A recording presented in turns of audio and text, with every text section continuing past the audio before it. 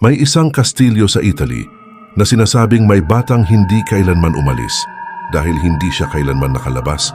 Noong taong 1375, isang batang babae na tinatawag na Azzurina ang naninirahan sa loob ng kastilyo.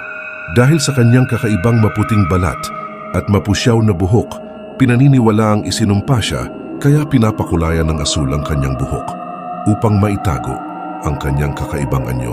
Isang maulan at madilim na hapon, habang naglalaro siya ng puting bolang tela, gumulong ito pababa sa isang malamig at madilim na silid sa ilalim ng tore. Tumakbo si Azzurina para kunin ito. Ilang segundo lang ang lumipas. Nakarinig ang dalawang gwardiya ng isang matinis na sigaw. Nang sumunod sila sa kanya, wala na siya.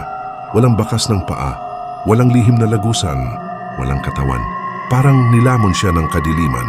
Hanggang ngayon, sinasabi ng mga bumibisita sa kastilyo na tuwing 5 taon, sa gabi ng summer solstice, maririnig pa rin ang mahinang iyak at tawa ng isang batang babae na tila naghahanap ng daan pa uwi.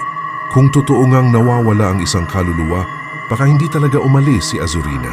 Baka naghihintay lang siya ng susunod na makarinig sa kanyang tinig.